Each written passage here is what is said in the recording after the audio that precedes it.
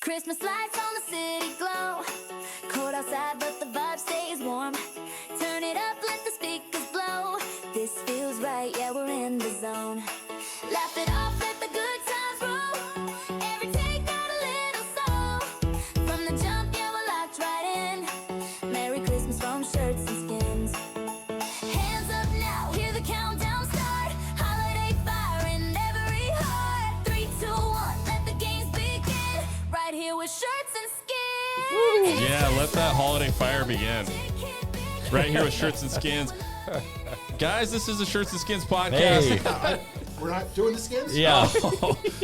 Early. Back for nothing, man. We're here. We're happy you're here. We appreciate all of you out there that tune in, that subscribe, that like, that comment. We'll get to some of those later. Guys, we've got an awesome show. We're glad you're here. We've got a special guest with us today. Jim Seaney is here. Wow. If you don't know who he is, You should. We owe a lot of what we do to him. Very true. So he taught broadcast technology at Eagle High School. We all went there. That was the name of the class? It was I video don't tech. know. A lot of people call it video tech. tech. And then the advanced class advanced was was- broadcasting. I I never didn't made make it to that. that one. You guys didn't I make do. it. No, Yeah, you guys- were in that though. I was in it. Yeah. The really cool kids made it. All the Yeah. Handpicked. But- it actually was. Yeah, there was a line. I can tell you some stories that we probably shouldn't do on here about people trying to get into the broadcasting play. But that's for another time and another podcast. But you're in Florida right now. I am in well, Florida. not right now, Not but right you now. live in I'm Florida. here What right are you now. doing in Florida? Well, I actually work in New York City. Is what I do Oh, in Florida. in Yeah. So I'm the creative director. That makes sense. Yeah. I'm the creative director for a golf company. We have about 4 or 5 different entities under one umbrella. And so I go all over the country and make golf content. So in the last month or so, I've been at University of Oregon, working with the men's program there, University of Oklahoma women's program, University of Arizona men's golf program. Wow. And making content with our different companies. Right now, one of our companies is hosting a tournament in Spain. They didn't invite me for some reason. So you're here. So here I am because I'd rather be here. This is a big moment for me. Of all You the. just flew to Idaho for the podcast. Yeah. Actually, for the podcast, this is really a milestone for me. Yeah. Right up there with the birth of one of my 3 children. I won't tell you which one. But this is pretty awesome. What are the brands? Would we know them? I don't. Well, we're in the junior golf space, so it's a junior golf hub. That's really more of a college recruiting tool. We don't recruit for you, but it has all the tools. You can meet all the coaches, all that kind of stuff. It's a great thing if you're in the golf space. Look for the junior golf hub. PDI is another one. It's called the Player Development Index, and it's it's a group of shots and exercises and things that any golfer of any age and any quality can do. We're partners with Annika Sorenstam. She's the Michael Jordan of women's golf. Right. Nota Begay III, Tiger Yeah. Woods' best friend at Stanford. Has anyone ever mentioned Nota Begay III without mentioning Tiger Woods? Is that even No, possible? it's not possible. It's not possible. Stanford, Tiger, Nota Begay. Well, all it in is the funny 3 because when he's doing the play-by-play on the right on the golf golf events, channel. Yeah. they'll be like, Nota Begay, Stanford, Tiger Woods is like Yeah, no, definitely. teammate. And it's like, oh, okay. Yeah, it all goes hand in hand. And so actually is Tuesday the 16th, I think, on Tuesday, one of our things that we host is the Nota Begay National Championships, and it's on the Golf Channel, and I have actually 3 commercials that I cut a couple weeks ago that'll be on that broadcast. So that's awesome. kind of what I do. Wow. Yeah, I'm in the golf world, but I live in Florida. And you follow Boise State football. I do as much as I can. Someone asked me on Twitter if I saw the second half of the UNLV game, and I'm like, probably not. I was probably asleep. Because these games are on at like 3 o'clock in the morning on the east side. Eastern stuff. So quick question though about Shirts and Skins. Be honest. Have you listened to this podcast? Oh, 100%. Really? Yeah. Well, first of all, I love you guys. People ask me like, do you regret ever teaching? And I'm like, well, my bank account does. Yeah. But when it comes to the people that I met and made relationships with over the years, even the guys that didn't go all the way through the broadcasting, I really do. I really love you guys as like my own kids sometimes. 2 of you. I'll tell you. You've never sent me a birthday card once, though. Whoa. We know which Birthday card. Have you ever sent a birthday card? A present, maybe. Okay. All right. But no, yeah, I do. What I like to do when I'm traveling, if I'm not flying, I like to either 2 things I listen to. I say you have a Nate, I don't even know how to say his last name, Bargatze, whatever his name is. I listen to a lot of stand-up comedy while I'm past the time, and or I'll put you guys' podcast on. Nice. So, Sweet. I had decided that I was going to correct my own teeth by going online and signing up for one of those Invisalign type programs. After about 3 years of that, they were frustrated. I was really frustrated. It was starting to create problems with my gums and my teeth themselves. And I would get headaches because my teeth, my jaws popped all the time. My teeth were misaligned. And when I came into Boise Dentistry Co., they offered me several solutions. And we chose the best one to go with, and promises were made and promises were kept. And as a result, I feel better, not nearly as many headaches.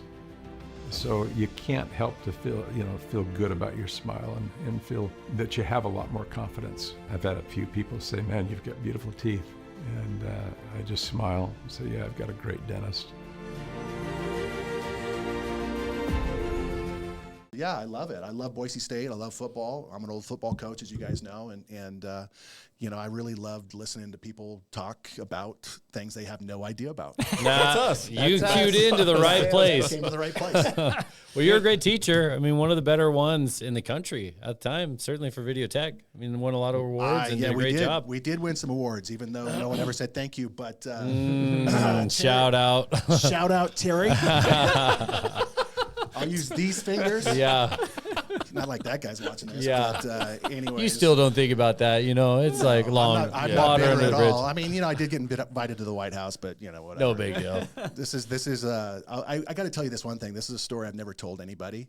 So after all this was happening, I told you guys about going to the White House and all these things, and winning a national Emmy, and at this point in my life, I've won 26 Emmys and done some good things. Whoa.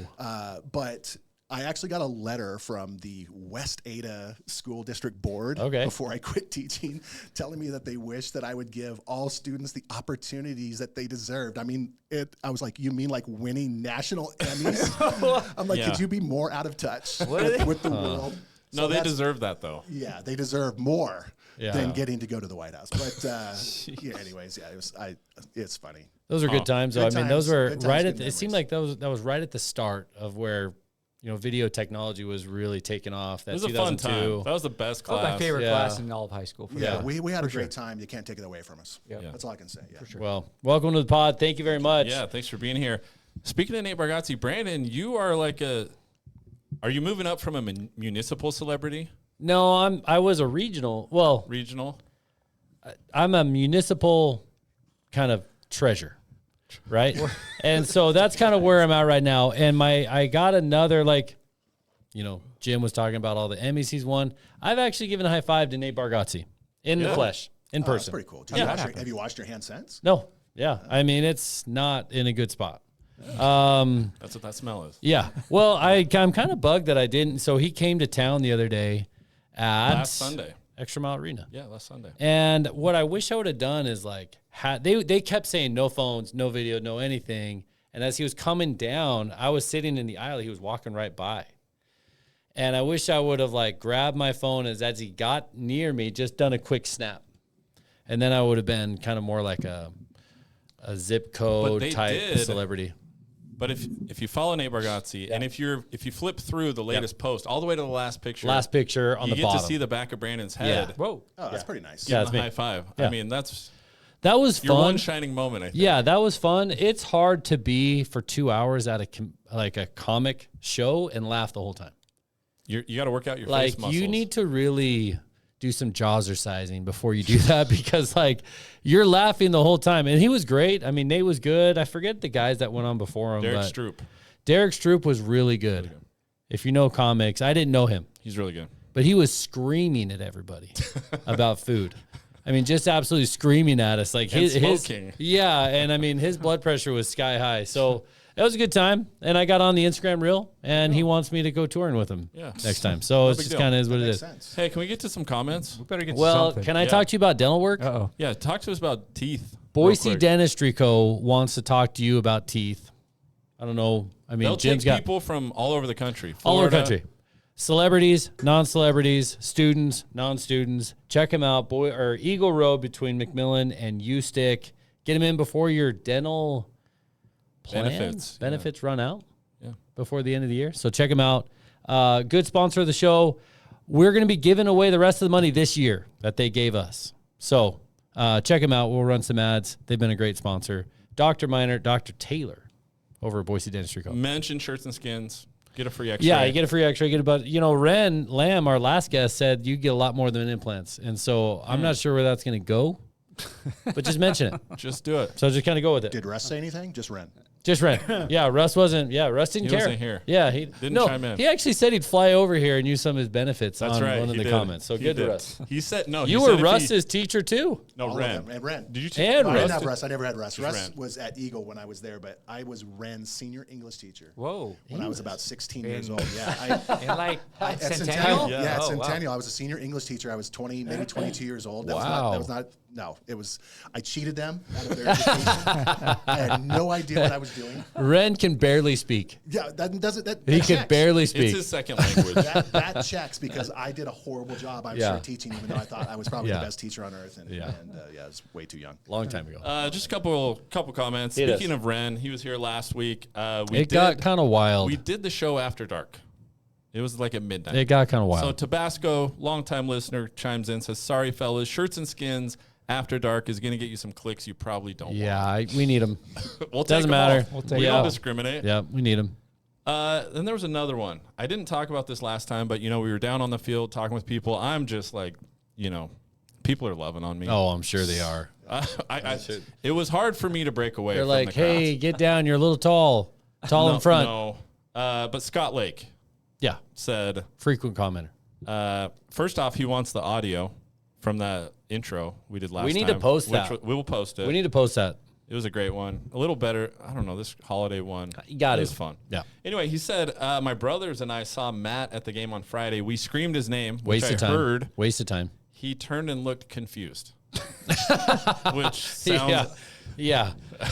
Matt, That's it's time about to right. come to the realization that you are a celebrity in this town, buddy. Wow. I don't know if that's Wow. I don't know if that's municipal, regional.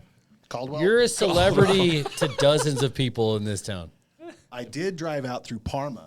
Were there signs? Yes, there was a billboard there, home of Matt Lamb. Homegrown. Spelled wrong, but it was LAMB. Yeah, Is that how it's they, spelled? they do love their Matt Lamb out there, out in Parma. It wasn't by Chicken Dinner Road because that's No, those signs don't. That's well, McClellan's. that's McClellan. Yeah. I think that probably it's been enough years since I was in college, but one night we actually did go out and steal every Chicken Dinner Road sign. You didn't. I mean, some kids I knew. On record. What's the statute of limitations on that? I think it's probably over with. Yeah. The murder probably I won't want to talk about on here. But the drive-by shooting and we won't talk about. But yeah, the signs we did take. you I'm go. sorry. I apologize, Caldwell. Yeah. We're good. Hey, we are going to talk about a game that do happened it. last night. Whoever wants to start off, go for it. Mark, lead us off, buddy. Are you sure you want me to lead off? Yeah. Mark, I got to say one thing before you start. Go ahead. Here we Please. go. I get all of my BSU news from Twitter or X, whatever we call it these days, and it's all from this guy. So Yes. What? I always You got a skewed. I always think that the world is on fire. Yeah, it is. Yeah. It is. Like, I'm like, oh my gosh, Yes. the stadium is no more. Yeah. There's blue blood Dickey's everywhere. gone. The coaches are It's all gone. So The I just players want are you to gone. know Well, you're my guy. So that's a good let's hear your prefacing this. perspective. So my perspective, I was actually at a holiday party. That during was the it. game. That was your perspective. Yeah. So I'm checking my Small phone. talk. Was I it watched pretty it later. tame party? It was tame. It was tame. It didn't get It wild. was 3-3. I'm looking at the phone. 3-3 for a long time.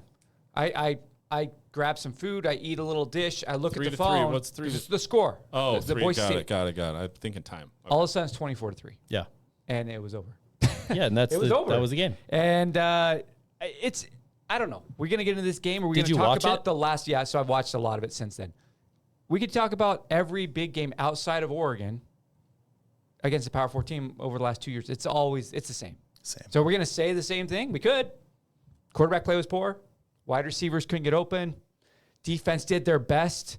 Gave up a couple big plays, and that was the game. So We couldn't run the ball. I couldn't run the ball. That So was did we- kind of my take. Did you get the impression that we just showed up and run our base offense and just didn't say, s- just line them up and then just beat them? Like, didn't- was that the plan? I didn't see a whole lot of anything new if you're asking that. Yeah. There wasn't anything new. I mean, I think as an old football coach, I watch a little differently than most people watch. Sure. You know, I always hear people going, oh, you know, this person was bad or this person didn't do that. And there's always perspective.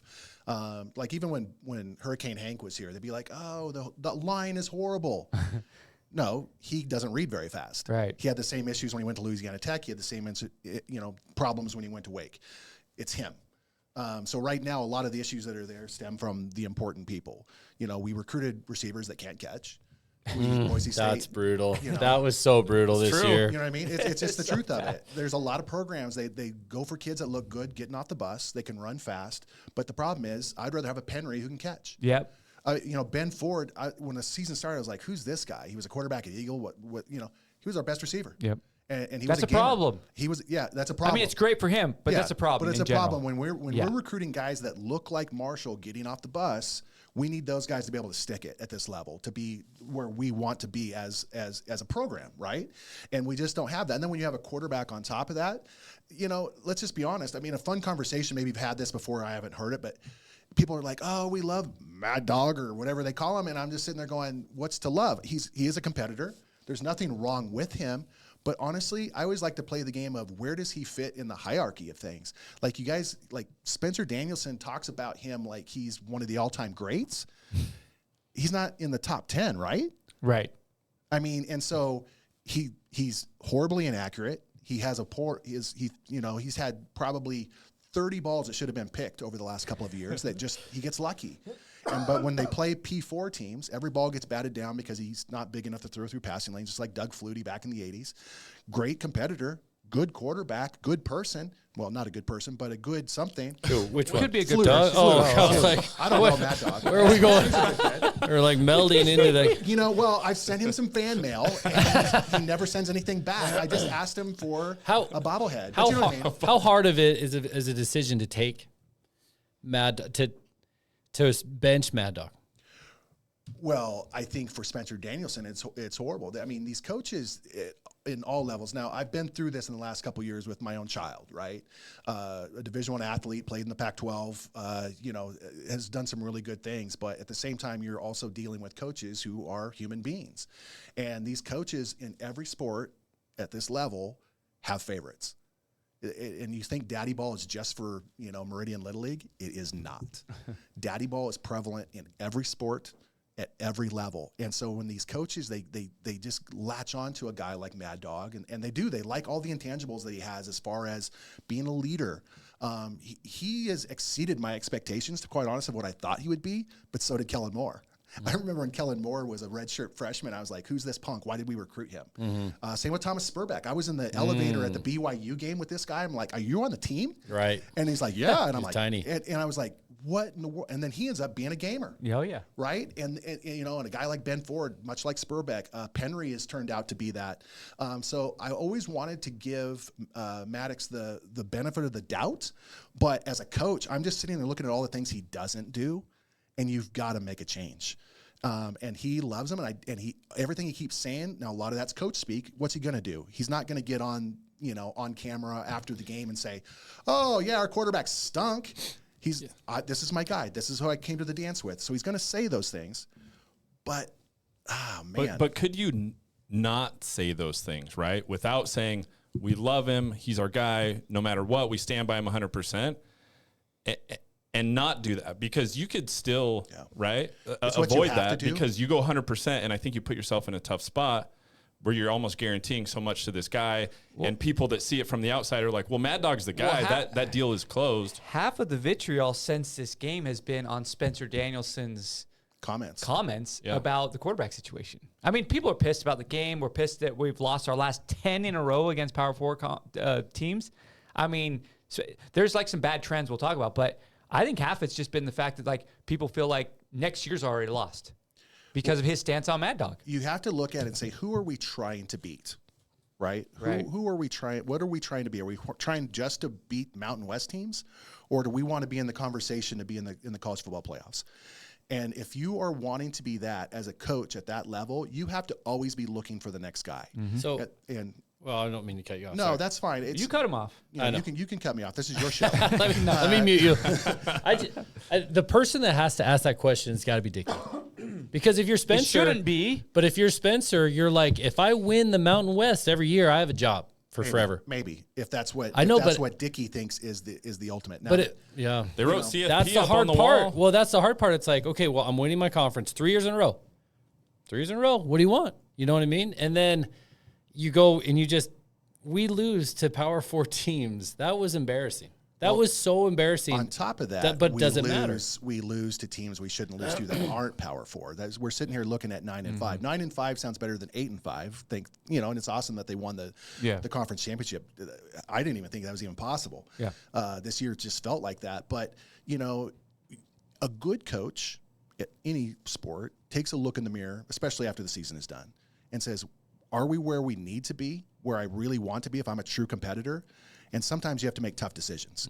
And the tough decision that Spencer Danielson has to make soon is, can Mad Dog take us to the college football playoffs? And if he thinks he can, that player, nothing against him as a person, a leader, or anything else, if he thinks that player with his skill set can take this team back there without Genty, then he needs to be looking for another line of work. Because he can't. He cannot. He's not that person. He can win the Mountain West, which the Mountain West is a bad conference now. Here's case in point. I live in Florida. First game of the year was in Tampa. I was there sitting in the front row. Did you see Ren? No. No. But I was also wearing a Batman mask, so not a lot of people recognize me. It's understandable. Odd choice, but okay. All right. It was pretty hot. That makes sense. Sure. It was really hot. Yeah. Really bad choice. But, it was quite apparent that the game plan was that he was now the star. Genty was gone, and that we were going to ride the shoulders. We were going to ride Mad Dog's shoulders all the way to glory. Yeah. And it was, I'm not the guy to yell at coaches. Now, I did yell at Southwick a few times over the years, quit sliding on fourth down. Oh, gosh. A yard before that. Careful on the balcony. Our season tickets were in the hoity-toity section in section 23, and people would turn and look at me, and I'm like, I can't do it anymore. I just can't watch Southwick play anymore. Yeah. And so I'm not that guy, but by the end of that game, I was yelling at the coaches. I was like, do something, say something. And the game plan was literally, let's go win this with a quarterback that isn't that guy. Yeah. As the kids would say. So, you're not that guy. To that point, that's what the Washington State game or Washington game was. We couldn't throw deep. We would never throw deep. It was look, just 8-yard pass, check down, 8-yard pass, check down. That was our offense. And throw it at their feet. And throw it at their feet. And chuck it over, get it knocked down. And it wasn't as if the hard part is that's 5 games of this. So you don't need any more proof. Yeah, the proof is in the pudding. Stats, people say stats don't lie and all those things. My biggest pet peeve, if I may give this real quick, is that, he'll go out and we'll play, say, Oregon in the first game, and he'll do exactly what he did last night. And then we'll turn around, and everybody will be like, oh, he's not doing blah, blah, blah, blah. And then people say, well, you're not a true Boise State fan if you say that bad about him, right? We all know that one. Right. Yep. And then the next week we go and play Sisters of the Poor, and he throws for 350, and you're like, see, he's great. Where are all the Mad Dog haters now? Yeah, right now, and I'm like, it's like if we all went on Jeopardy against 5th graders. Now Matt would still lose, but Matt's probably the only one that would win because he watches Jeopardy a lot. Anyway. I do. Well, sorry. Yeah. Grant, I'd lose. You know what I mean? I'm no Harrison Whitaker, but if I don't know who that is, but if we all went on, if we all went against 5th graders, we would win. Yeah. If we went on against people that were equally or better than us, we would get smoked, right? It's the same thing. You either can play at that level or you can't. And honestly, the numbers don't lie in this situation. He's very mediocre at best.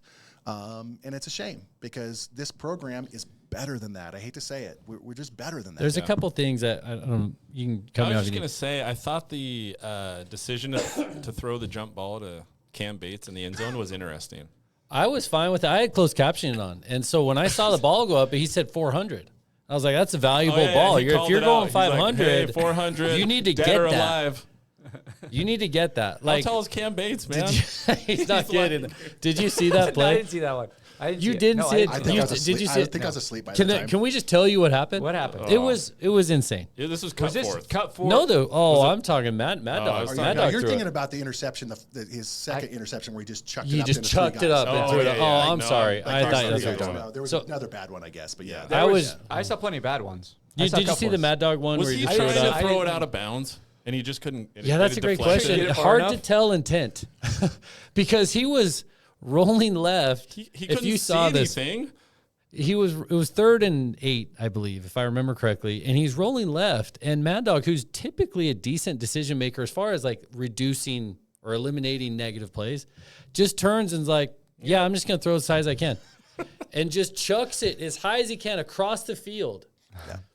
And Caples is sitting there with 9 Washington players around him, and they catch it, and everybody's like, "Wow, speechless." I mean, absolutely speechless. But over the last 2 years, he's actually done that multiple times. Done it more and the guys are so surprised that it just hits him in the face mask and drops on the ground. And it's like, and then they're like, Mad Dog's, he's only thrown 6 interceptions. Yeah, he's thrown about 30 that they just dropped.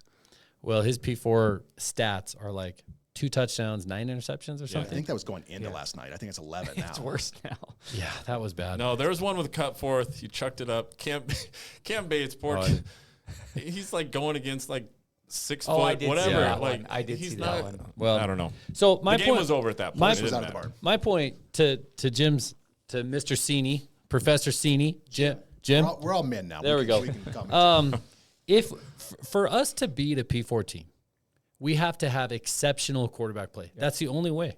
That's literally the only way. We cannot have average quarterback play because the quarterback production has to exceed or get us compensate to where we're at, to where we need to be able to score 35, 42, whatever, a lot of points. And we need to work, like get lucky on turnovers. We need to get lucky on deep balls. But if you don't throw it deep, and if you can't keep the play alive, if you can't do these things, we'll never win it. We'll never win it. You can never become one-dimensional, right? And if you don't have a quarterback that can keep teams honest, that's why I always wondered why we never ran Green, right? Because he was the one guy that could keep defensive honest. Like now we had Halani and Genty together. Yeah. Why not put all 3 of those guys in the backfield at the same time and just do a little of this? Yeah. And guess what? Teams would have had to back off. Right. And we had a couple of decent receivers. If he could, uncork one, that he showed that he could hit a receiver once in a while. And it's just like we could have been dynamic. Yeah. Instead, we were a bunch of bums. So he's, all signs point to Madison. Madison. Mad Dog. Madsen. Madsen. I'm sorry. My apologies. That's every third girl in Boise. Madison. Madison. Rolling up to Oregon, him being the starting guy. Well, okay. Yes, that's 100%. so that's gonna happen, But right? And look, so like, what Is it- are our is it- expectations? If you're an outsider, right, if you're Max Cutforth, if you're the next transfer coming in, if we get a transfer, and you see that Danielson's going to marry the quarterback, right, going to officiate the wedding, Officiate the wedding. how do you feel? Do I have a chance? No, you don't. You don't. You really don't. You don't. And that's how you do feel when you're in those situations. When you're an athlete in that program and you know that there's no matter what this person does, they don't have to earn anything. It's hopeless. And the team knows it, and it hurts. It actually hurts the team. He thinks that he is standing by his leader. Now, maybe these guys believe in him. Well, I've wondered that. Like, does the team? I mean, the team's not stupid, right? No, the players are not stupid. And I'm sure that I haven't heard that they don't like Mad Dog or anything like that. But sure they like at him. some point, don't they want to win? And don't they say like? Have you seen their "Man, expressions, receivers' expressions when Dude, he throws the the ball receivers behind are not- every? yes. Now, again, some of this is not on the receivers. We give the receivers a hard time about dropping balls, and they do. They drop a lot of balls. But tell me how many times in the last 2 years Maddox has hit anybody in the front. Yeah. Right? Hit him in the Or strike just zone. Well, Throw it to the against right guy. That's how P4. Ben Ford got Against hurt, by the way. P4. right. No, against anybody. Ben Ford lost his entire season because that was a bad throw. Laid out. That was a bad throw, and he twisted his knee back and got drilled. Period. Yeah. I mean, I just wonder, like, yeah, he's marrying him. Like, the kids aren't stupid. They see that. They know that. They feel it. And it's like, I'm a linebacker. I'm a whatever position. And I'm getting my balls busted because they're bringing competition, new recruits, and I'm trying to fight for my spot. Look at and Banks. Yet, and Look yet at Banks. coaches, What if Danielson would have married Banks? Would he still be here? he probably Question. start. Yeah. Would he have worn a grill Yeah. Oh yeah. at the wedding? Yeah. Okay. Yeah. That- Yeah. that goal. Absolutely. That would have been That's like such a the bad party omen. favor. Yeah. Everybody gets a Everybody swag gets a bag with grills. I don't know. I wonder if it's not. You're right. I don't know. I think the loyalty, and I think the guys obviously like Danielson. We saw no quit in the other than Cage Casey. I do want to talk about that. the team kept battling, right? I mean, for the championship game, they were 6-4. They came back, won them out west. The culture's good. I don't think that I think the culture's way better than it was under Andy. No doubt about that. Yep. But I wonder a little bit about the blind and just forever loyalty towards Mad Dog, and if it's not actually going the other way with the other But players. is it enough for these guys to say, well, at least we'll win a conference championship? The players? Yeah. I don't think that they're here to just do that. I really don't think so. I don't think that's no. I think they want more. I hope they want more.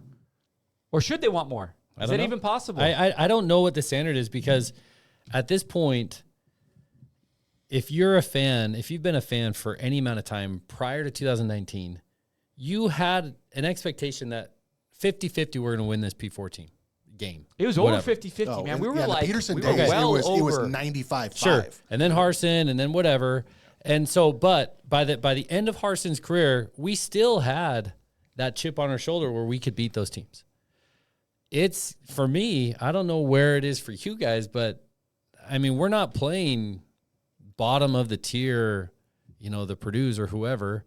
We're playing, it seems like, the playoff teams for the most part. Yeah. But we don't really We're not have competitive. a chance. We're not competitive. Outside of Oregon early last year. And we're certainly not unloading the pantry every time we play those games. We're not like doing things to say, hey, we're trying to find every way we can to win. It's just, we're just lining it up and just going at it. So I don't know that the expectation has definitely changed there. And so the standard may be just, hey, win a conference championship and just be happy with it. Yeah. Were we surprised with your overall feeling that we lost that game? No.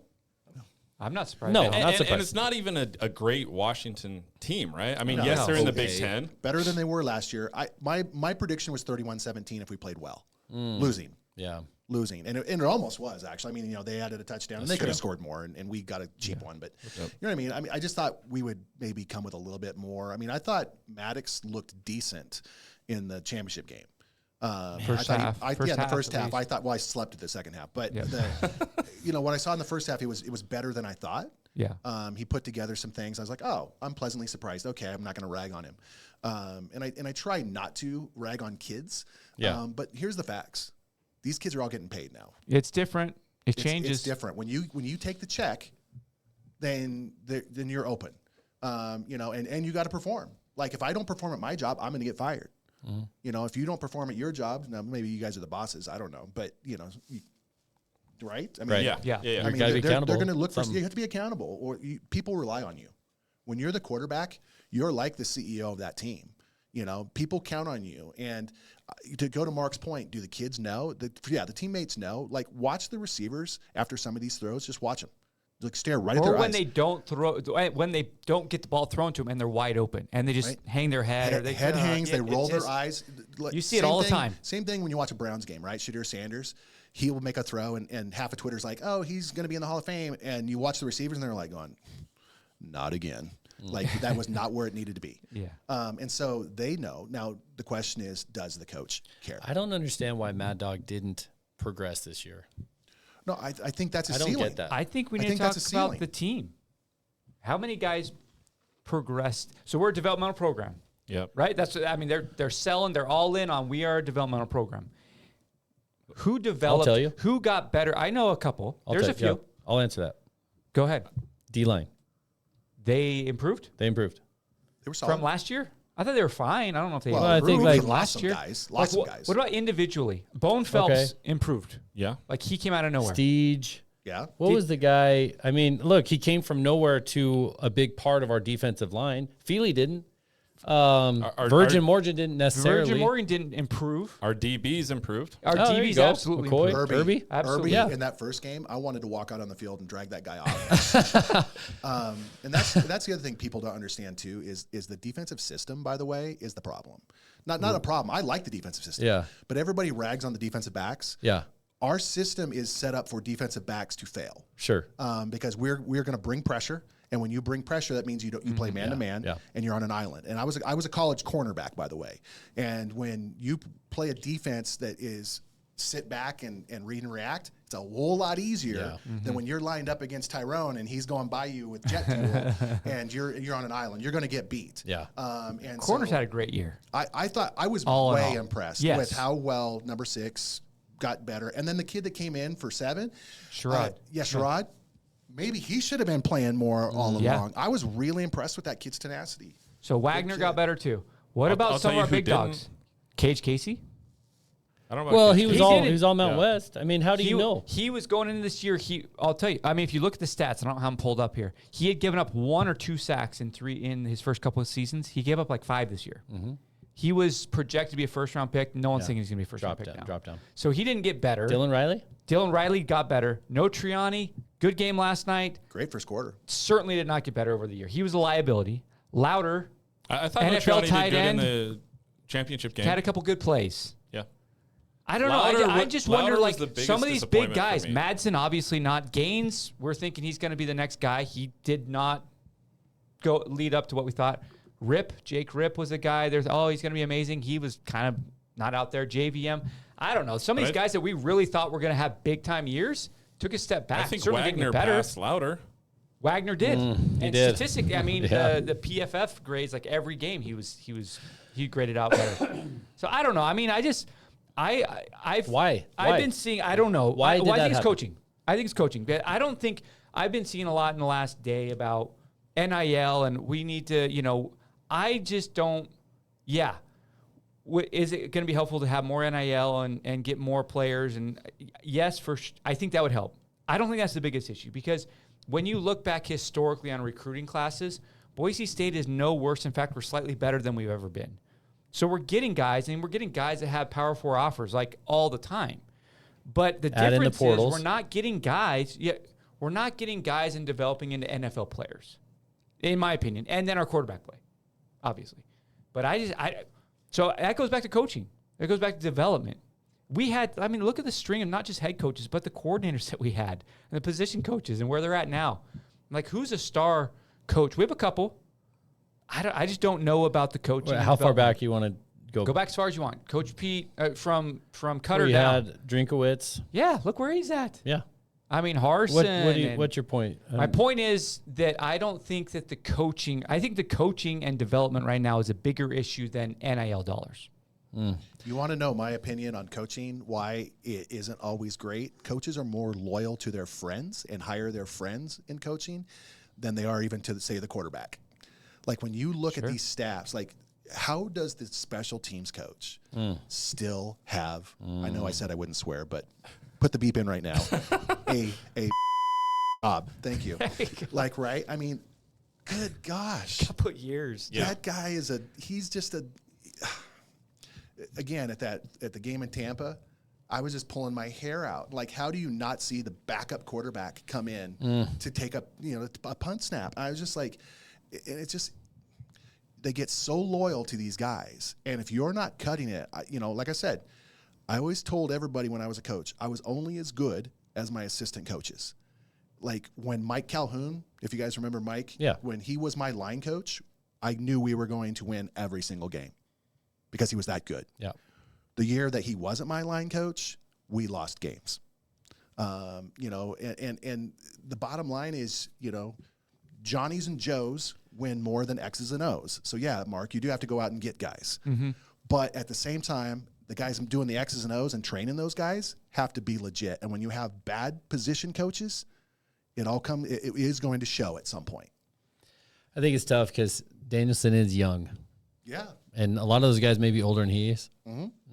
Tough decision, Well, man. it's tough because they all have they come from other parts of the country. They know each other. Their families, all of a sudden, their whole social network is the other wives and the other kids. And it's like, you want to fire it's like Well, he was one your of them. best friend. He was one of them 2 years ago. Yes. It's not like he was brought in and then formed a staff. That's He just true. kept everybody that was here. So that would be like if I just turned to you all of a sudden and went, hey, Matt, I'm now running this podcast. You know what I mean? I just, Let's upgrade that. Yeah, you know what I he's mean? going to be It's just better. like, it's time. difficult. I mean, everyone knows. It's tough. What are your thoughts on Cage Casey? Did it matter to you that he didn't play in the bowl game? Kids do that all the time. Well, okay. I think it doesn't matter if it matters to me or not.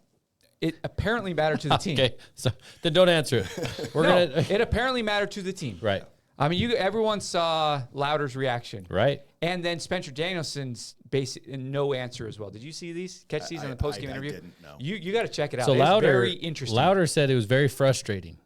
Well, and then did they the same. asked him. He said, "I'm not going to answer that question." Yeah, I will say this from a coaching standpoint. People go, "Oh, it's just one lineman. What does it matter? Next guy up." oh yeah, Losing your best lineman, no Captain. matter what he did this year, is huge. Huge.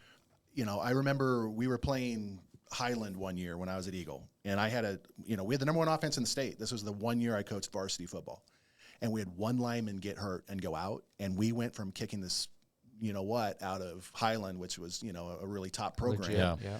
into just minced meat. With missing one kid, because it's one guy who misses an assignment, or he's one guy that's slow to do the double team, or you know what I mean. And it's just like it's a trickle down effect. So Louder said it kind of bugged them that they had to chip defensive end guys that were coming around. Yeah, it changes everything. Everything. Now if we've got to help you do your job, where if you're an NFL guy, we don't have to help you. Yeah. Now I'm not out my route. Maybe they're going to call plays where we're doing max protection. Now I'm not getting out there. So when you see a tight end or someone like that isn't getting in the picture, a lot of times that's scheme, that's coaching, that's the quarterback not looking there. I mean, I've been guilty of that. As a coach, I forget someone, or because I'm trying to force feed a ball somewhere else because when I had some. I just wonder what the He wasn't there. Like, it wasn't like most of the time these guys opt out and then they're like on the sideline.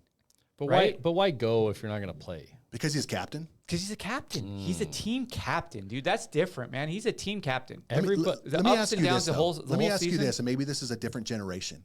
We all played sports, right? Yep. Yep, I've seen Matt dunk a basketball. that's true. Ross, I've seen you knock down some from downtown. Yeah. Minor, you brought the coldest water.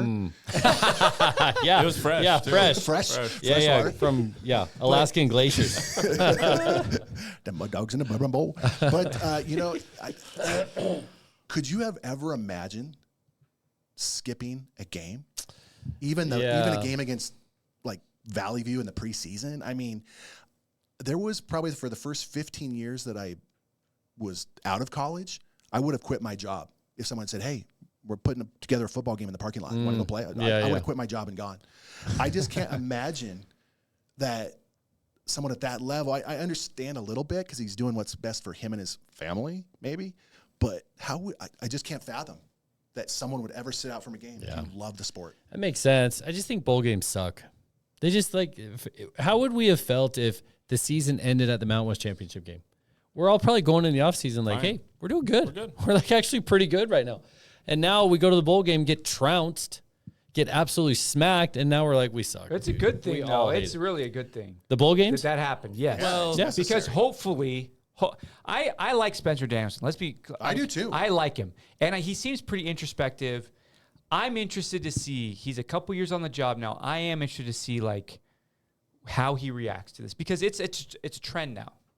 We haven't beaten a Power 4 team. We haven't been competitive in 90% of those games. Haven't won a bowl game. Haven't won a bowl game. bowl Haven't game. done this, and this. Yeah. And he knows that. He hears it. He feels it. He wants it more than anybody. So I'm not glad it happened. I wish we would have won. But the fact that it did happen, I would like to think he's going to look in the mirror and say, what do I need to do? What do we need to do? I don't know, but I think that I hope he does. Hasn't he had those chances before? Yeah, but I mean, every time, it's every time you make a mistake, it's like, oh yeah, but I'll do it. And then there's a point in time where you have to turn and say, I have This to is make a that time? change. This No. What's your I think confidence you're level, wrong. Mark, I think you're wrong. that that's going to happen? The reason I say that, Well, it hasn't happened yet, so hasn't it's happened. not great. I'm not saying, but I'm hopeful. I am hopeful. I do like him as a coach, and it hasn't happened yet. I hope it does. That's all I can say. so there were some That's all low I can points say. in the season. Fresno, San Diego State. But what was he going to do? He wasn't going to go get a transfer quarterback in the middle of the season. Change the offensive coordinator, like make changes, mix He things did. up. We didn't. just spent no, the last, he didn't. Hold on. We spent the last What 3 changes weeks did he saying, make? So, okay, Matt, go I don't back. know what changes he made. Do we need to go back to our episodes and be like, delete all that stuff that we said, oh, this is a totally different offense. This is the way we want to see it. This is like old school. We all said that. Yeah. We all said I that for understand 3 that. weeks. I understand that. So don't tell me we didn't say that. We did. Yeah, I know what you're saying. I'm just saying. Okay. As the bowl game was happening, and you were small talking with Yes. whoever you're small talking with, we all saw, okay, Mad Dog's not going to do it. This is not happening. He's playing understand. 500. Right. Okay, never going to change. Offensive coordinator, like those things that we're like, okay, these are the biggest problems that we have. Right. He's just going to say, we got to do better. That's it. I understand that. I'm hopeful that this offseason is different. Sure. Okay. We'll Yeah. see. We'll see. How long does that hope last? We'll see what rolls out week 1. You know? I hope. So we've got these two. Okay, Bear Bachmeier, BYU, true freshman. Yeah. Won the job at a Big 12 school. Went 11-1 or 11-2, right? Sure. Yeah. I'm not opposed to letting one of these two freshmen come in here and win the job, and I hope they're not either. I mean, that Cash Herrera, highly recruited kid. They're coming here to win the job. I hope they are, and I hope Coaches have told them that they'll have an opportunity to do that. wonder if Is they it do. really true? I don't know. I mean, he's marrying the starting quarterback. I get it. It doesn't look good. I'm hopeful, though, that I don't know. Daddy Bowl. I don't know. Should coaches be allowed to marry their players? Wait, that's an interesting question. Hi, my name's Dr. Chris Meinert. I'm a dentist here in Boise, Idaho. Fortunately, we live in a time where there are so many great alternatives to having a broken down smile that you've suffered with for years. One great alternative is having implants and having a denture placed over top of those that can snap onto those implants. We've done a number of these cases where patients come in and they've been in pain for years. They've had a smile that they hate, or they have a denture that they are unhappy with, but they just don't realize that they don't need to suffer. Before they come in and get the procedure done, we have scanners, we have devices to plan out their implants so their denture fits on perfectly, minimal adjustments, and have a denture that will last them for a long time. After about 4 or 5 visits coming in, they had replaced all of my teeth, gave me a perfect smile. I got to pick the color. A lot of people are nervous about the procedure itself. One thing that we offer here is sedation so that the patient can basically sleep through the procedure, wake up, and they already have it done. The implants are placed, the teeth are out. Then they start the healing process so that we can place the denture soon after, and they've got a brand new smile. If you have a smile that you're not happy with, that hurts, that is painful, that you're embarrassed by, just know you do not have to live with that smile. Here at Boise Dentistry Co, we invite you to please come visit us, and we can help you achieve that smile that you've always wanted. I mean, Marry their players is just the way he you like happens phrase a it. lot Braxton in the Feely, softball right? Yeah, Didn't he do why not? It happens a lot. No, I mean not marry their players. I mean, come on. officiate the Yeah, wedding. yeah. Officiate the wedding. Be allowed. I think that's a line. I think it's a line that I think 5 years from now, Spencer Danielson's not doing that. I do think that that's something that That's a he good will point. grow and say, there will be a time where he starts to, that line needs to be firmer than it is. I think, though, when he came in to the job, to Jim's point, all the guys that were in that room, players and coaches, they were all part of the same solution to a problem that they had to fix together. Right.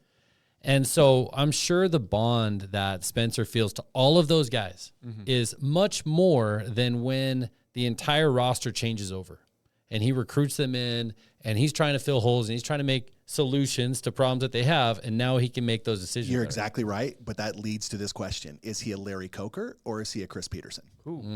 Right? Because look at We're going way back. we're going way Hurricane back, right? reference. But so there's coaches. It's happened at Boise State. Go back, Pokey Allen, right? And then we go into Hawkins, and Hawkins takes it to another level. We're Yeah. like, could it ever be better? And who's this Hawkins guy? And then Coach Pete, and that's the thing too. Hawkins, Pokey Allen, these guys were, the guy with the top hat going Right, da, da, da, da, yeah. da, and the Al Borges and Chris Peterson were the ones really running the show. Right. And so we had all this talent, and then this talent stayed in the room, right? But then they would each win big that first year. And then the coach that had just left was like, well, those are my guys. Chris Peterson then kept it going. Yeah, Right. He's the only one that did. And he's the only one that did. And then Harsin comes in, wins, with Hedrick. They finally got to Hedrick, even though they tried to play the other dude. And Hedrick Still was bitter at Southwick. No, I've had conversations on the blue turf with, ironically, Coach Potter. He was a young coach Really? at the time. Okay. And I said, why are we not going with Hedrick? I said, Hedrick's a gamer, and I'm an Oregon guy. I knew him from Central. I knew him. He was on the pod. Did you listen to that episode? I did not, but Yeah. he's actually married to the daughter of a girl I went to high school with. Okay. Yeah. And so Deep ties. Deep ties. But I just, before any of that, because he was still a kid then, wasn't married then, but he is a gamer. I'm like, we got to have this guy in the field. Got to have this guy in the field. But anyways, I digress. But, so, Harsin wins. And then I always gave Harsin a hard time because I didn't think he made great adjustments. I didn't think there was a lot of things that, we started losing games we shouldn't lose. Right. And I was like, he got handed the keys to a Ferrari and left us with a Hyundai. He was better than Avalos. That hurts. Avalos was an absolute train wreck, and no one will say why. Like, all these guys are, have beautiful daughters, and they're always slipping into their DMs. I won't name names. Wait, they're slipping into your DMs? Wait, what? Not mine. I'm not hot. Who is? Wait, what? What? Sharon Moore? What? What's happening? No Sharon Moore talk here, but no, there's some Boise State players who probably have young lady friends that have slipped into my daughter's DMs. And Okay. we may or may not have gotten free tickets to games because of this. Okay. And I may Unconfirmed. I may or may not have met Ken Griffey Jr. for the second time last year and had a great conversation about car stereos. All right. Right on. Anyway, Like Alpine? Car stereos. All right. Yeah, I'll tell you guys after. Okay. It's a fun story. Kenwood? No, not Kenwood. Kenwood Ken at the Griffey Circuit Jr. City. Circuit City was You're the gonna get best. my Kenwood put in at Circuit But you know City, what I'm your saying? ultimate electronics. So where were we? Like, We got derailed. Yeah. But no, I literally, I go, when these guys were talking to my daughter, I said, ask them about Avalos. And none of these guys, to a T, would ever say what the deal was with Avalos. Obviously, something was wrong. Yeah. Culture-wise. And Someone then- was getting put in a headlock. and it got fixed right away. Well, but it's interesting. Like, my last year at Eagle, I'm going to throw this out there because this will throw somebody under the bus. I could care less. We had a high-flying offense. I was 2005? In 2005, we were running. Who was your quarterback? Jordan Douglas. Okay. Probably one of the best. Like, he was. That wasn't Mangum time frame, was it? Right, Mangum was right after that. Taylor Kelly was right next, and then Mangum. Ooh, good lineup. Yeah, it was. We had some quarterbacks there, and Jordan Douglas, I'll tell you right now, was the best of all of them. Whoa. Jordan Douglas? Jordan Douglas was an absolute Shout out baller. at Jordan Douglas. Jordan Douglas. I didn't know Douglas that, went 'cause he to played Butte- basketball, right?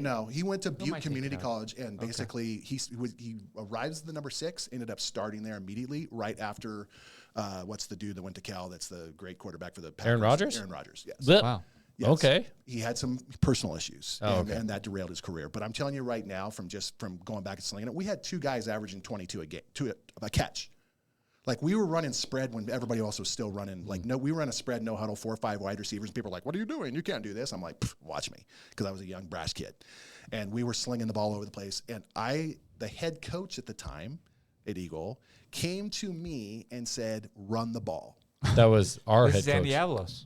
No, this is after Glenn. This is was after Glenn. Glenn. Gotcha. Because Glenn wanted, people don't know this, but Different Peterson, I guess, right? That we're talking about. Yeah, different Peterson. Right. Who cried every day at practice. Oh boy. Anyways, he came to Emotional me. guy. Well, yeah, it's whatever. Something.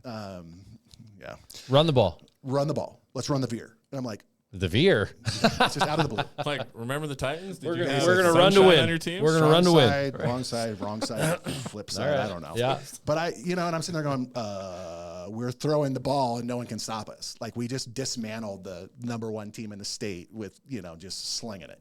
And he's like, run the ball, because our defensive coordinator, I won't name names, but that guy was a train wreck. And he was so bad at his job that he was afraid that if we ever had a 3 and out, that we would, get boat raced because our defense couldn't stop anybody. Yeah. And so he was holding me back. He was tying my hands as an offensive coordinator, as a creative person. You and Tim Plow could sit down and have a conversation. I think. have sat there at times and I did not like him, but there was probably a lot of truth to that. Yeah. That he was being handcuffed because guess what? 100%. Everywhere else he's ever been, he's been dynamic. No And doubt. he They couldn't do just it here. lost. They just lost to, I think it was playoffs. In the playoffs? South Carolina or something like that. But But so yeah. right? I mean, so that remains to be seen. Is Spencer Danielson. And by the way, I really do like him too. I think he's a great person. I think he's the kind of guy you would want your son to play for. I think the culture is good. Yeah. I don't always buy into the, every single time that God helped him win kind of thing. Yeah. But at the same time, would you rather have that or a guy that's, cussing your kids out every day? Right. Yeah. Maybe a little happy medium. What do you, so looking back on the season, good season? You can never say if you win a conference championship, you can't call it a bad season. Okay. But 5 wins at Boise State. 5 losses. 5 losses at Boise State. I can't say it's certainly not a great season. The only redeeming quality is that we won the Mountain West Championship, and the Mountain West sucks. But we do have that championship, and that championship is going to hang on a banner forever. That's true. So I would say good. Not great or excellent. So I'm, it's kind of like a B minus, C plus, B minus season. I think if you're going to call it a good season, you're going to have to change the standard a little bit. And I think that's what we've been kind of toying with, right? Is like, well, what is the standard? Because you're not a fan. Well, good's different than great. Right. Well, to Matt's point. But it's like, you mentioned, 10 in a row now we've lost to P4 schools, Mark? Not good. Right? We don't have this expectation of going into these games and winning. It's just like we're going to line straight up with them, and they're going to run faster than us. They're going to push us around on the line, and we're going to make some big mistakes because we're grasping for straws. Yeah. We're trying to do anything to stay alive, and we make dumb decisions. So I just wonder about that. It's like we set a new standard by writing CFP up on the wall, but as fans, it's like, what standard are we conditioning ourselves for? Because I think that has to change if we're going to I got to say, go along with this. If you look at the year and say, oh, we won the Mountain West Championship season, the Mountain West Championship that season, and you look at it from a year perspective and you say 2023, 24, we won it, and you don't look in that we had some of the lowest lows we've ever had. Ever. Can I ask you a question? Are you a medical doctor? Okay. Do you have a medical degree? Yeah. Would you rather? Okay. This is a would you rather. All right. I'm always in for a would you rather. Here we go. Okay. Would you rather beat South Florida, beat Notre Dame? Okay, where are you going with this? The answer is yes. Win a Mountain West championship. Well, wait. Do we still lose? Well, and beat Washington in a bowl game. That changes a lot of stuff, right? Okay. That changes a lot of stuff. If we're going down that line of reasoning, that means we have the potential to beat a Notre Dame, a top 25 team. Yeah. We have the potential to beat a Washington. That we're good enough to go on the road the first game of the year and beat South Florida.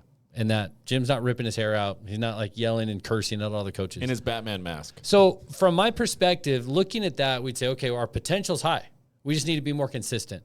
Right now, I'm like, okay, we're consistent in our conference against this level of competition. But I don't know. That looks to be our ceiling right now. And so, I mean, obviously the grass is greener in a lot of ways. But, yeah, I mean, I would have loved to have beaten Notre Dame at Notre Dame, a game that I went to. That would have been amazing. I would have loved to have beaten Washington because then you're like, wow, we could be really great. If we strung it all together, we could be great. I don't know. I think a win at Notre Dame would be one that people would talk about for decades. Like the Virginia Tech win. Yeah. Yeah. Just no matter how you win that game, Right. It's at Notre Dame. That's historic. It's a program booster. Yeah. So in that regard, that's one of the very few. The other stuff, no. But if I could trade in a win at Notre Dame for a championship, that's tough. I would, because I look, probably would there. We've already shown we can win 2 Mountain West championships before this, right? Right. We've done that. What we haven't shown is we can't beat a Power 4 school. Yeah. That's the only one that I would trade. Maybe it means more to the coaches and the players, but does a conference championship anymore even feel like it matters? Well, let me ask you this. 2023 we won. Mm-hmm. Does that give you a sense of pride? Yeah, it does. Okay. It's just in the sense that you can say, we won 3 in a row. We won 7 out of 15 in the Mountain West. We're the dominant team. I think that I personally take pride as a fan in winning conference championships. I do. But because it's a goal that you accomplish. Because at this point, you want to hang it over those Fresno at this State point, fans. you do say that's realistically, and I hate to say that, but realistically, we can control winning a conference championship. Getting to a CFP and winning that game, I don't know if that's as much in our. Wouldn't you, as a fan, though, be the top preeminent G6 now team in the country, no doubts, no question, and be that person that everybody goes, oh, automatic, it's Boise State, not Tulane, not Memphis, not whoever, then be conference champions because no one else cares. And maybe that's the fandom in me. I remember back in the day when it was, the Kellen Moore years, and we lost that game to TCU. That game sucked. Right? And I'm like sitting there going, and I walked out of the stadium going, season's over because we no longer could make it to the BCS. And then I looked in the mirror as a fan, and I said, I'm shelling out. My daughter and I went to every single game, and at the time, those 2 tickets were about $300 a game, for us to go to that game every week. Hoity-toity. Yeah, pretty good tickets. I was making $7 a year, and I was like, running the veer. Yeah, no veer. I kept slinging it until they fired me, which they did. With the number 1 offense in the state. Apparently, you can't use the F-bomb in Idaho. Whoa, yeah. Who'd have thought? You think this is America, right? I thought so. Yeah. But you know what I mean? Yeah. And so I had to reevaluate then. It's like, am I going to just not be able to enjoy this because we lost a game and we're not going to go to it? Or should I step back a little bit and enjoy that this is the greatest quarterback to ever play here, that we are being on the cover of Sports Illustrated, that we have all this going on? I mean, I'll tell you another one. I was such a fan at a point when a certain guy missed that kick. Oh, boy. Oh, that was such a bad. Why do we got to go there? I know, but listen. This is so much pain. But this is where people go. When we're talking about this thing, which would you rather? I made a post immediately, just like Moss would do over here. Yeah. On his Facebook at the time. Burn it down. Facebook at the time, MySpace. and I was like, you stupid little chirp. I lost a $350,000 business deal over that. Oh. And that gave me perspective. Yeah, that'll give you perspective pretty quick. That's the one. Boo. Can I throw another would you rather? Sure. Since we're on the topic. Football related, or are you going wild card on Now this? let's not record this part.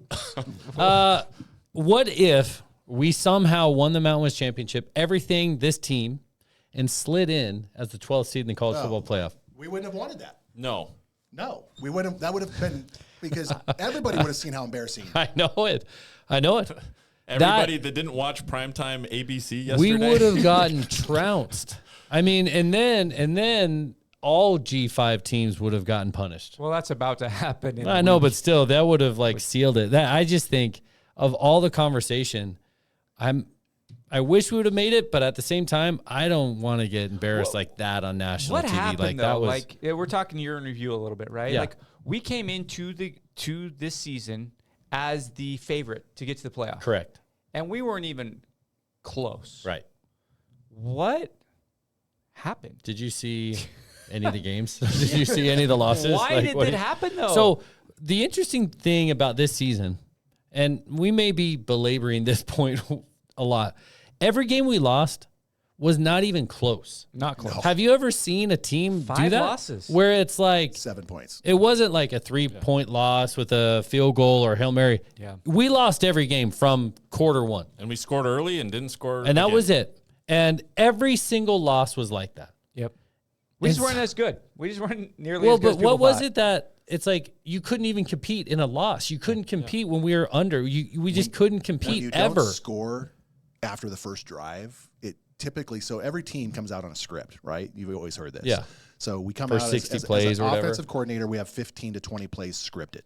And if things go well, then we'll go down and eventually score, right? But then we get off that script. And as soon as you get off that script, now you're going with what we've seen the defense do to how we line up.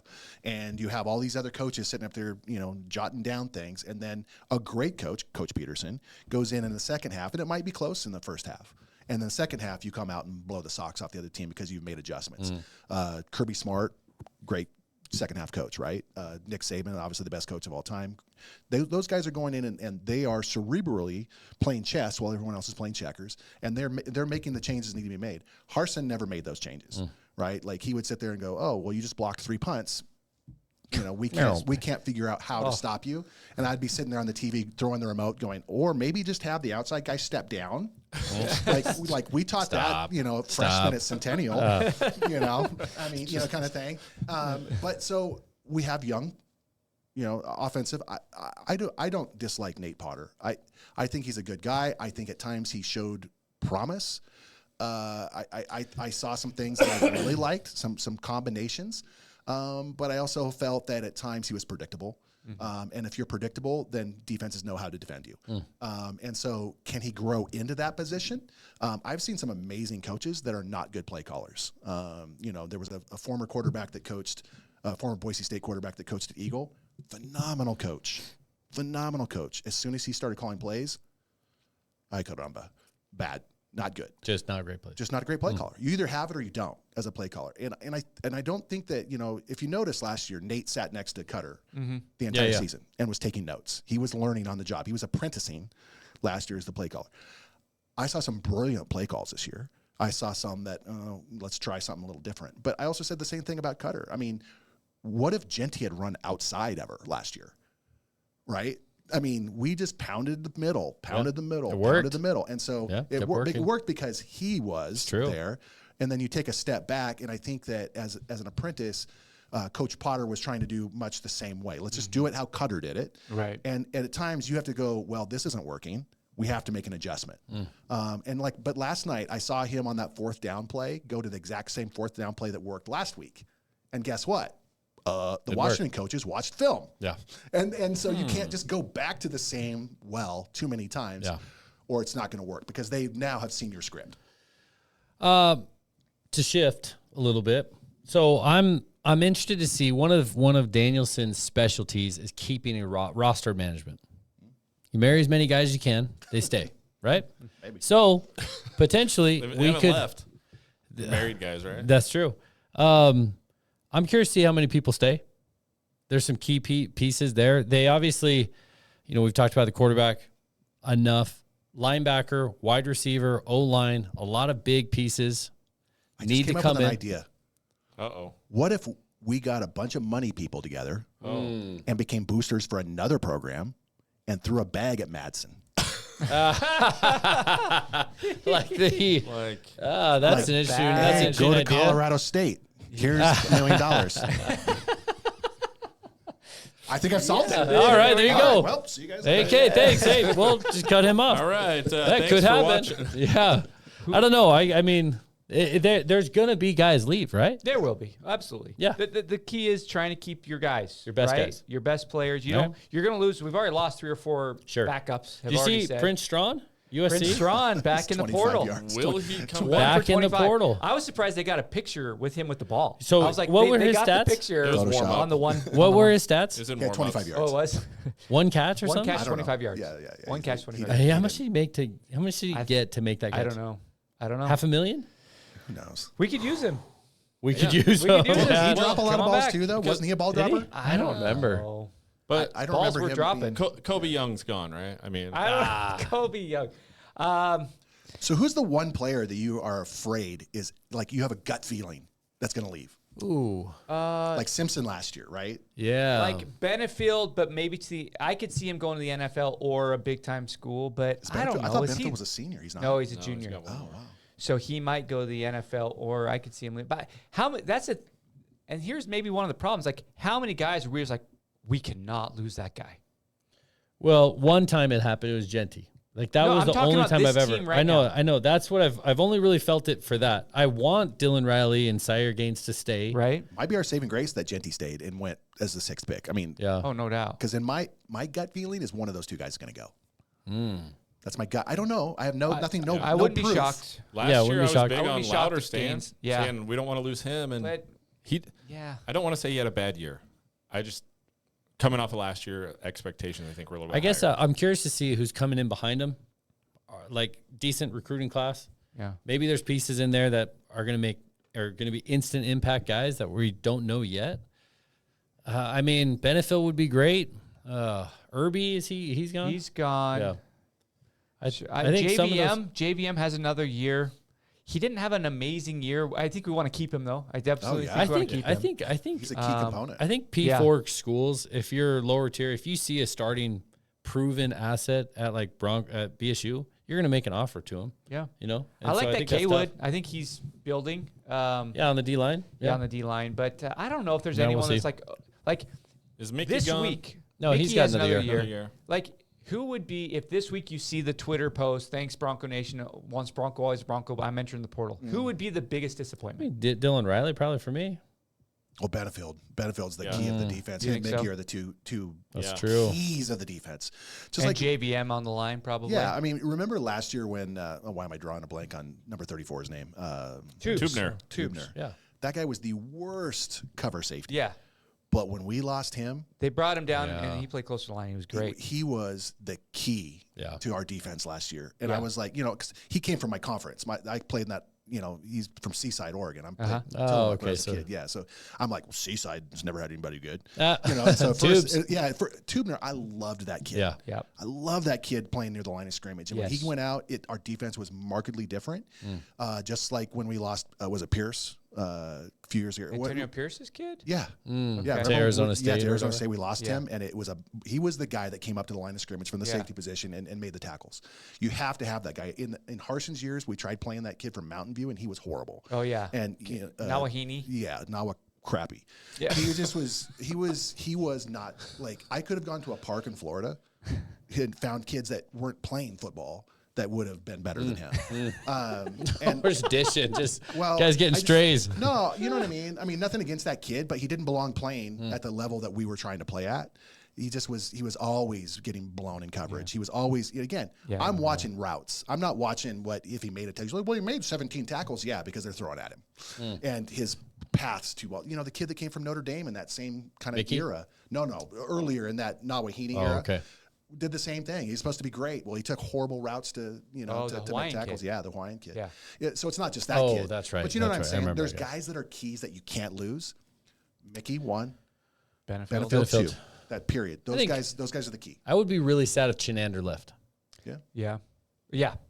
For sure. Chinander. For sure. But on the offense, the running backs. The running backs. So you got to keep those guys at all costs. And then you got to retool wide receiver. Mad Dog.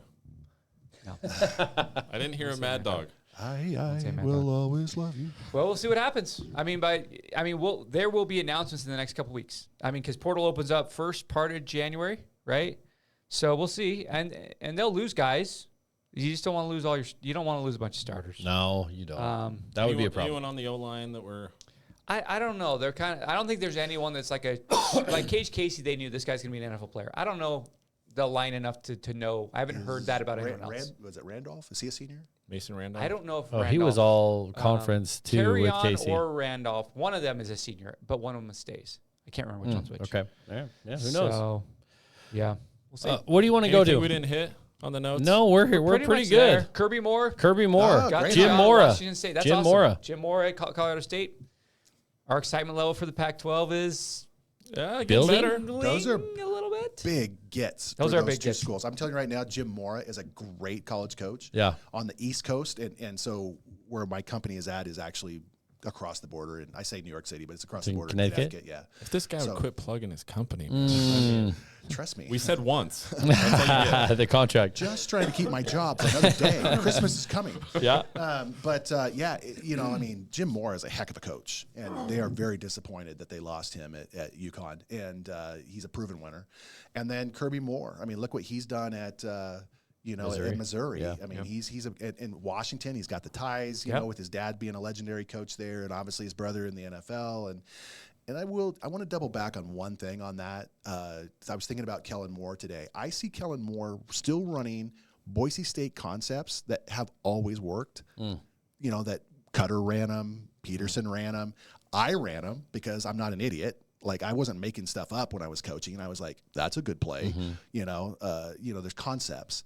And we don't do those things anymore. Boise State has just all of a sudden lost track of about these 5, 6, 7 concepts that work at every level. I see Kellen Moore running them with the Eagles, the Cowboys, the Saints, and they work every single time. Why are we not still running those the base offense concepts? But why this year do was those wild. when you can run it up the middle? Yeah. Well, the offense was weird this year because there was games where I thought, wow, Potter called a great game. Shifts, motions, change of direction, run, pass. I mean, there was times where he called it perfectly. We did really well. And then there was 5 losses. Yeah, he gets in a I rut, don't know what happened. and he may be young enough in that progression of his career that he doesn't always know how to get out of it. Yeah. Where Cutter's been around the block. Yeah. That guy's coached in the NFL. That guy's coached everywhere. Yeah. And sometimes you know what your go-tos are when you get in a rut, and sometimes you have a bad game. We've all been there. Sometimes 5. But there's 5, and so again, he has to improve. Yeah. Great guy. I love his family. Speaking of weddings, I actually filmed his wedding. Yeah. Okay. But, so I know he and his wife a little bit on a different level. Like, he I will throw this out there. Okay. Most people don't know this. Little nugget. Oh, all right. Little nugget. Listen in. Little nugget. My father's ashes are actually on the eye of the Bronco. No Get out. way. Yeah, maybe that's why everything's gone downhill. When did that happen? Or did you have it in your pant leg and just Pant kind of leg? walk across and just I pulled some strings. I Oh, pulled some wow. So strings. they were aware that this was happening. No, I was let in at the front door. No, but actually, Coach Potter is the one who organized that with Coach Harsin and all those guys. And so I give over the years, I've given Coach Harsin a bad time because he was also my neighbor in Two Rivers, and he wasn't exactly the nicest guy. But Surprising. He almost came on the podcast, by the way. Yeah, I think he's a good coach. There's just times when everybody, trust me, I've rubbed a lot of people the wrong way. So, when you are good at what you do or you've had success, people are always trying to tear you down and everybody has different personalities.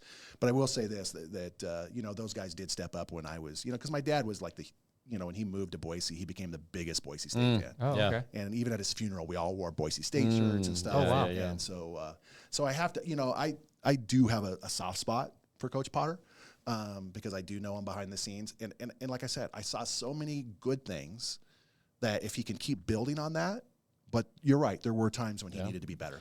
Well, a feel-good story there. Yeah, I From wanted Jim. to bring it Yeah. back. I wanted to bring it back. So, Glad you remembered that. yeah. Mr. Seaney, Mr. Jim, this is going to be a tough moment for me because you set a high standard at Eagle High School for video recaps. Okay. Uh-oh. You were probably the best there were. Will be. Is.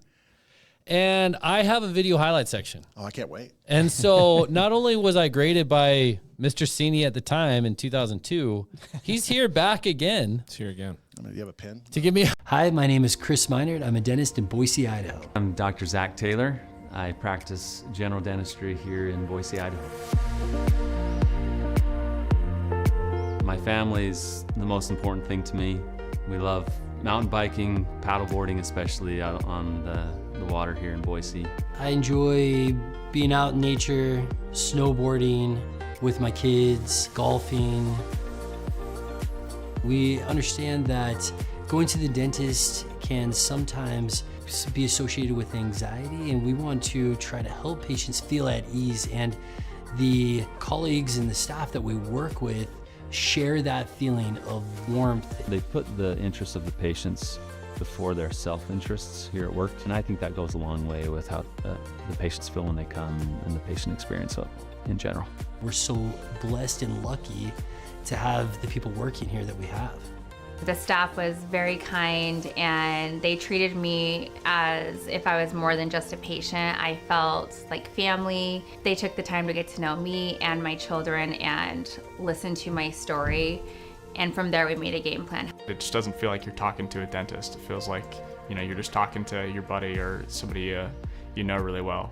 Cracks jokes. He makes you forget that you're sitting in a chair getting worked on your teeth. I've never had a dentist care or an office staff care so much about their patients that they check, even on days off to see how their patients are doing. One thing that we really focus on here is continuing education. We're traveling around always looking for better ways that we can help our patients. We try to integrate as much technology as we can to help make the appointment easier for the patient. Whatever we can do to make things more predictable and a better outcome from the patient, we are always striving to do that. That's one of the most rewarding things for us is when we can couple that technology and that training and help the patients achieve that smile that they've always wanted.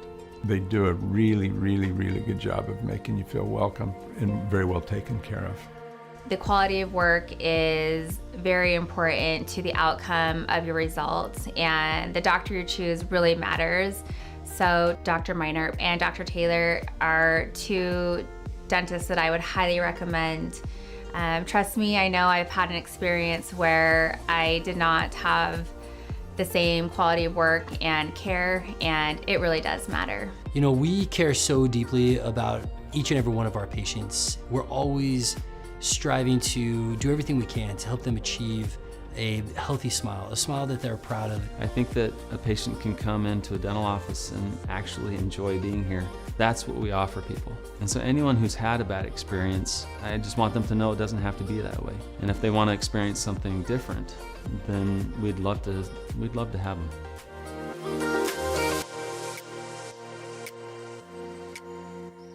Our time. So pressure's on. We're going to run some highlights. Here's the deal. We won't be able to hear the audio, which is sad because there's some audio on there. They'll be able to hear the audio. They will be able to hear the audio. I'm going to go back and watch this on YouTube, and I'm going to make comments. Yes, Good. please. All right, Good. Yeah, this was good. Yeah. Should have changed that. Do this or that. Grading rubric. What the F? Well, yeah, which is how you graded our stuff at the time. We got highlights. This is a fit check. Cup check? Fit check. Okay. Mark does these on his Instagram with his family and his wife. We got the San Francisco 49ers. I was curious what your guys' thoughts were. Oh, McCaffrey. looking good. What are our thoughts on the pizza? Well, Oh, we got nope. That's all his Rock. commercial, right? Does he have a pizza commercial? Not Pizza Hut. No, is it Pizza? Is it Little He Caesars? rides Little the deer. Yeah, he rides the deer, so it's got to be. Oh, it's got to be. Yeah, Little Caesars. Yeah. Part of the deal. Right Kittle. back, be wearing that shirt. Yeah. Pepperoni. This is an amazing setup from Kittle. You don't watch TV. He's got commercials. out I that are mean, pretty who great. watches He's commercials? like gaming, and they're eating. All pizza right. and Well, stuff. okay, that was a decent fit. And then we got Brock Purdy. Yeah, we're just gonna do it. All right, Mark. Yep. Buffalo versus Ohio. Buffalo's losing 13-28. Third quarter, Buffalo catches a long pass. Okay. Check this out. Wait, Buffalo's in black. Yeah, Ohio's in white. Okay. Here we go. Receiver gets it. Nobody's going to stop him. Runs out of bounds. I saw that. Did you? Point No, shake. we were talking. Yeah. Didn't we talk about that? What? I thought that this was Buffalo? No. Okay. I Wait, the Buffalo guy ran. Yeah. The Buffalo guy and they're ran. losing. He's ran out of bounds. He's ran out of bounds. Who paid for that? Down 28. I don't know. Like, do not score. Was it Yeah. like too much to risk? I don't know. And this receiver that He obviously doesn't had have the ball. under. He and his frat buddies had the under. What was he doing? No He ran doubt. out of Like, the what? 15. It's crazy. This receiver's like, what was that all about? All right. Talking Shedeur Sanders. The Browns are down 2 points. This is a 2-point conversion against the Titans. They take out Shedeur Sanders to run What does that say? one of the better Neither play- team is good. The Titans are horrible. This is the play they chose to essentially tie up the game. This is not good. I watch this. You did? Pitch it? Don't pitch it. Nope. You know, just figure it. Throw it. Yeah. The Browns are so good And historically. Shedeur's like, what? What? But I got to be honest with you. Whether you like or dislike Shedeur, how do you not have your quarterback on the field in that moment? That was the play. Although, you remember the Oklahoma game? Did you notice when we went for two in the Z was in not the happy. game? Oh, way back. Z was not pissed. in Yeah. the game. He's talked about that. Beretta, Because- right? Yeah. Yeah, Well, Z because- like motioned down. No, he motioned out. He's in the game. well, but we took the Didn't ball go out the of ball. his Yeah. hand. He lost so many games down the stretch and tried to lose that one. Yeah. That they Well, said, as a coach, sometimes you go, I love you, man, Yeah. but I'm putting the ball in someone else's Well, hands. Yeah. They didn't want they put Shedeur it to take in that. that guy's hands. Yeah, they didn't do it. So the Browns, That no pass big kind deal. of looked like Mad Dog's pass. You know, it was a decent pass. It was just kind of like a poor play call, I guess. This is a wild play. On the Giants 39. Get it. Get out. And, you know, something may happen here. Pitch Morris it. Taylor. This is like, I don't know why this play caught my eye, but they're just pitching it around. Only on defense. Yeah. They're just like, keep it going. They're having fun. Yeah, they had a good time. Defenders with do that. not care about ball safety. No, They didn't have that's the ball to start out with. only time. Go home and watch the Ravens highlights tonight. There is a play just like this where the Is guy it? has it and he's going to get tackled. And he just hands it to the other guy and he runs in for a touchdown. Oh, that was Kyle Van Noy. Yeah, and I that go, was good. Only That on was funny. defense. But Yeah. These guys just like, here's a ball. Let's start tossing it. So we're late a couple weeks with highlights. So these go back 2 weeks. Okay. It's okay. This is the most, the caption of this tweet was, this is the most Rutgers play of all You can time. probably bet most people didn't watch these on SportsCenter because they're not. Sports watching Center's not SportsCenter, doing it. Yeah. Yeah. This is the most Rutgers play of all time. Matt, Rutgers quarterback's going to catch it. Is Greg Schiano still there? I don't, yeah, He is. exactly. He's back. Okay, Matt, there's an open player here. Is Ray Rice still there? No. Oh, Lord. Matt, there's an open player here. You see him? Yeah. Who is it? Well, I see the running back breaking Yeah, out there. you'd Yeah, think in he would be flat. the open player, but you're wrong. It's actually the D tackle. Oh. Yeah. Because we're just going to give it to the D tackle, and he's just going to run it in. I don't know why. In his defense, he was open. He was open. You said the wrong guy. It's like the interception Mad Dog threw last night. If it hadn't thrown it right to the defender, I'm pretty sure it would have been 5 yards behind the receiver. Yeah. You remember Trent Bray? Oh. Our guy? Special teams. Special teams guy? He's going to make an appearance here. Did you guys see this play? Yeah, he stopped. Ouch. Ouch. You Why? know, How does that even happen? it's a good question. They interviewed him after. What do you say? And he said it's like the ball wasn't in the right spot, so he just didn't follow through. So he just gave up. I could see that. And just stopped.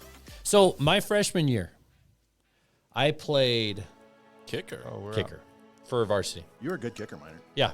You weren't just the water boy. You were a good kicker. The reason I played is because the starting kicker broke his foot kicking the ground. Oh, wow. Who was the starting kicker?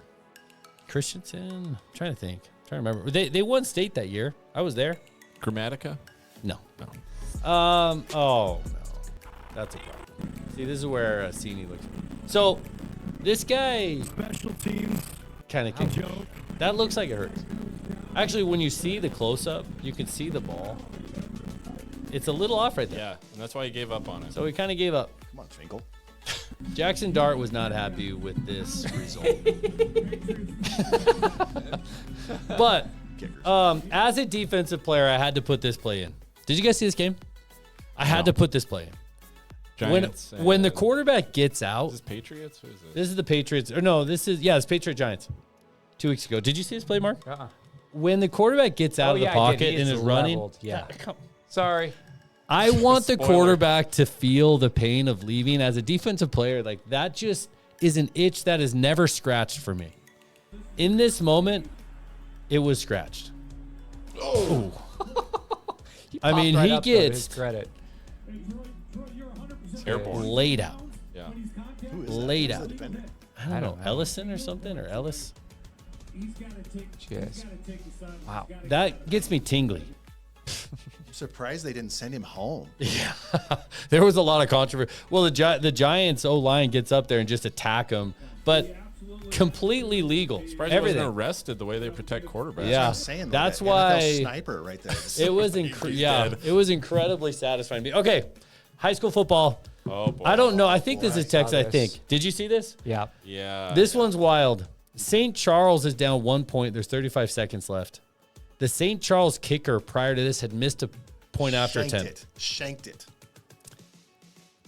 Shaw, the team with the ball, thinks they have it won. All they got to do is one more kneel down. One We're more done. kneel down. But Right.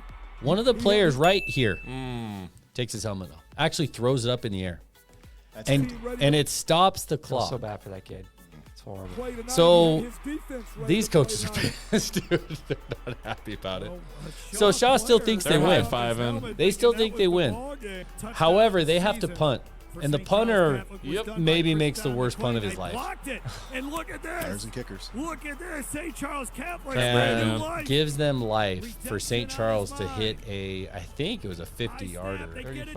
Oh, That's was it? 45. From the 45. 45-yarder for the win. You would have made that kick. I'd make that kick. Oh, yeah. So bad for that kid, man. What kid? Their other punter? The kid that threw the helmet. Keep your helmet on. State championship still, game. man. Here we go. I believe this is a California state No, championship. this is Florida. Oh, this is Florida. Florida 7A, Lake Mary. This was one of the. This is teams a in our top. group. This is a top. No, there's like 8 or 9 divisions. Oh, in Florida. geez. Okay. Well, We have some people there. All right. Well, a little bit. That aren't just old. Did you see this play then? Jim? I've seen this. Have you? This one's pretty wild. Matt, have you seen it? Keep an eye on number 22, by the way. Oh boy. He's not the guy Yeah, who catches. yeah, I saw this. Have you seen it? Yeah. Mark, what happens right here? I've seen this. Oh, no, all you guys have seen. Let's wait for number 22. Comes around, grabs the ball, and wins it. Wins it. Amazing. But watch 22. The Should I rest go of the back? team. No, just keep going.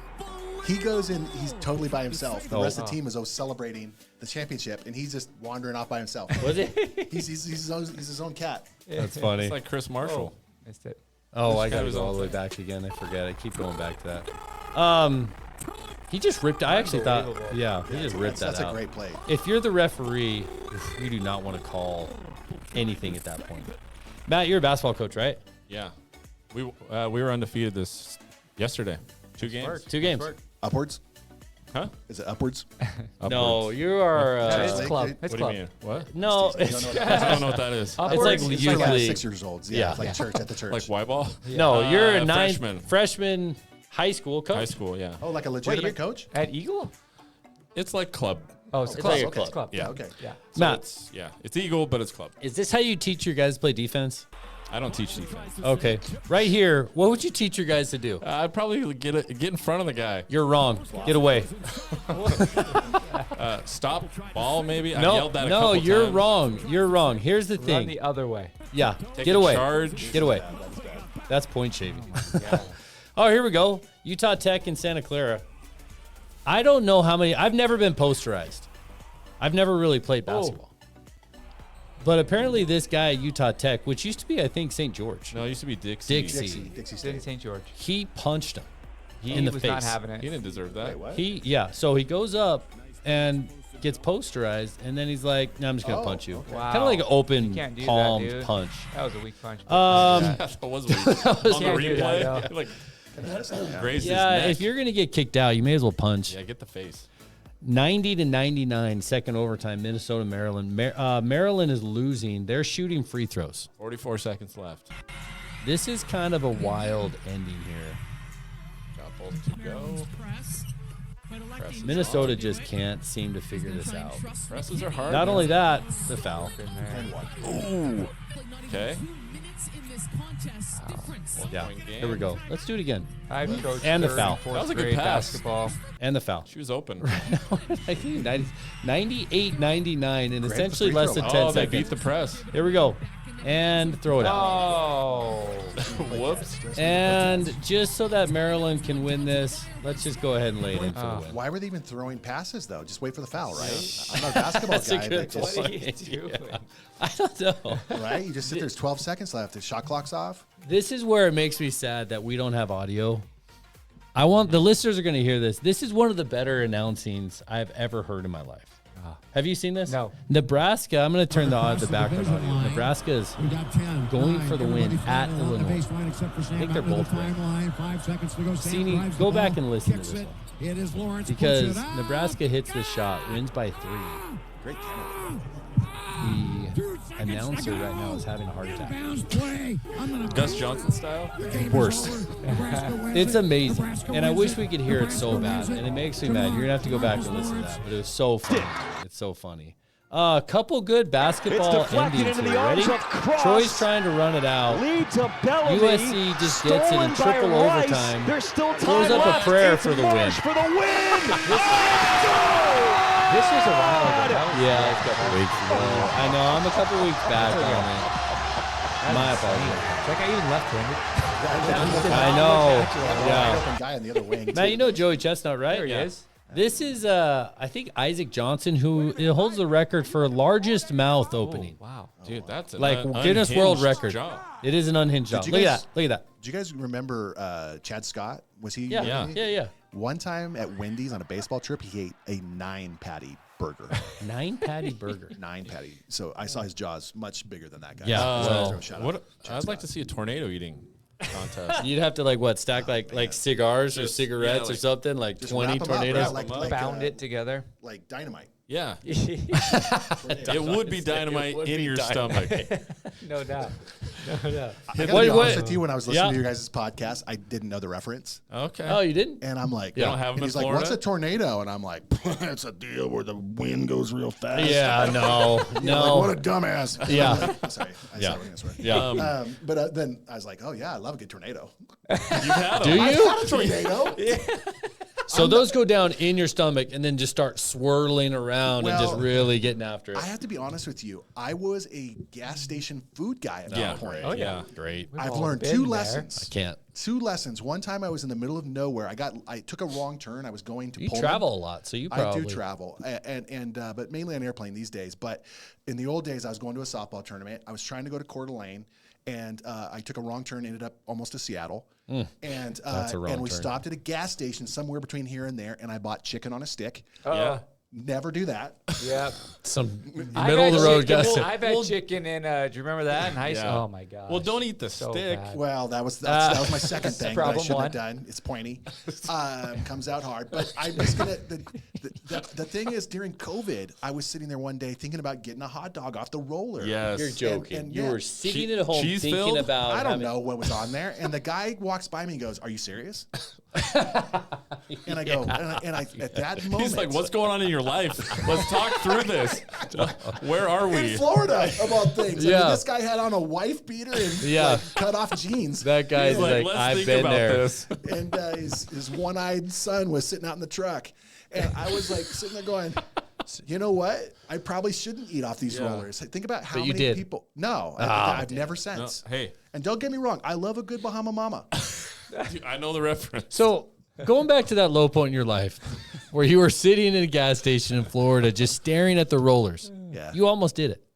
I was going for it. I was thinking you were know, reaching for it. I was. Florida man walks by. He's like, "I'm going to save you the trouble." He was, and and I was like, it was a really low point. It was the world had stopped. And it almost got lower. We lived right next to Disney World, and I remember driving. It was like the apocalypse. We would Shut drive down. down. Yeah, we drive down to Disney World, and it says "Don't stop," because you can't. You don't want people to take pictures of Mickey and Goofy and stuff with the sign. I just go down there and stop. Breaking the rules. You have the happiest place on earth, and then you've got the gas stations that serving the happiest food on earth.